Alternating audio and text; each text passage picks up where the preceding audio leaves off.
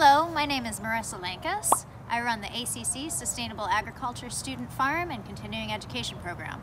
Today I'm going to teach you how to start a backyard garden in Austin, Texas.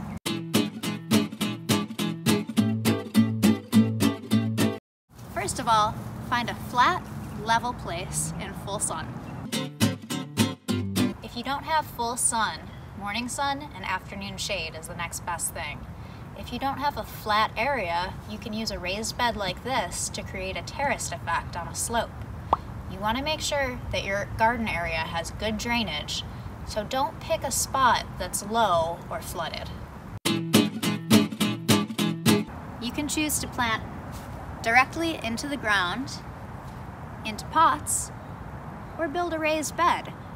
Keep in mind, if you choose to build a raised bed, you'll need to purchase soil to fill it or move existing soil from another spot in your garden.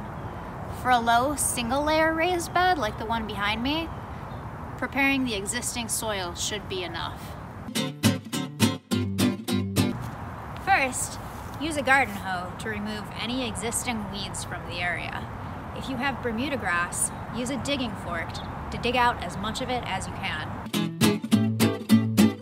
Next, use a digging fork to loosen soil in your garden bed.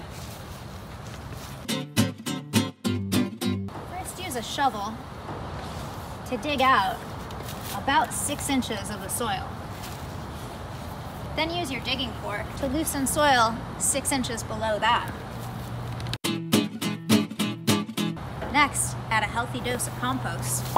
Compost will help add fertility, drainage, and organic matter to your soil. Lastly, fill the prepared bed back in with the soil you originally dug out.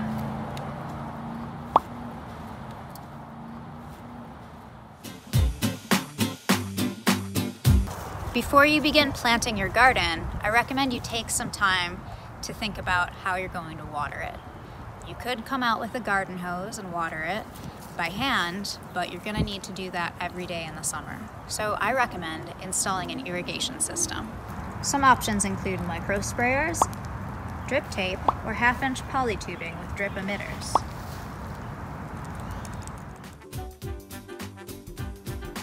In the summer, we grow fruiting crops like tomatoes, peppers, squash, cucumbers, melons, and eggplant, along with beans, okra, and sunflowers, to name a few. These crops can tolerate high temperatures, but will die in a freeze.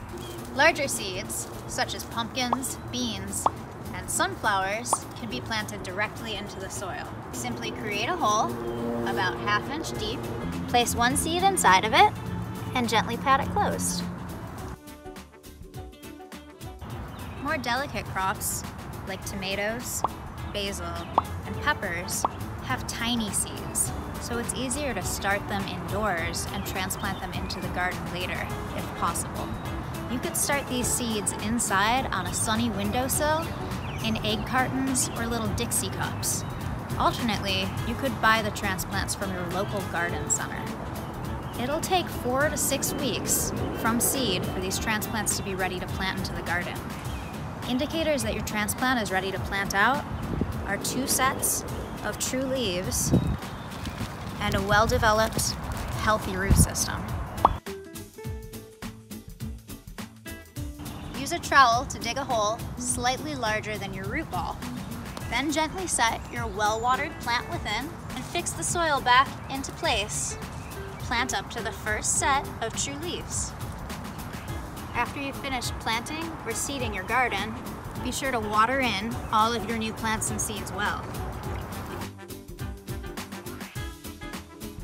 Remove any unwanted insect pests from your garden by hand, or for soft-bodied insects like aphids, use a spray bottle filled with soapy water and spray it down early in the morning. Monitor your plant's health. Watch their growth, and if they look pale in color or stunted, apply a light dressing of a balanced organic fertilizer. As your crops grow, monitor your garden. The soil should always maintain moisture. Dig 1 to 2 inches below the surface and feel the soil. It should be slightly moist, like a wrung out sponge. If it's dry, irrigate.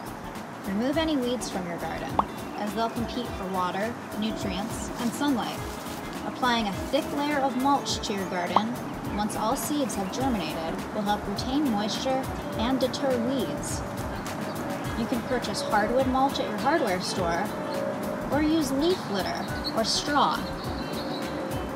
Keep your garden happy and healthy, and in 2 to 3 months, you'll be rewarded with a fresh, healthy harvest.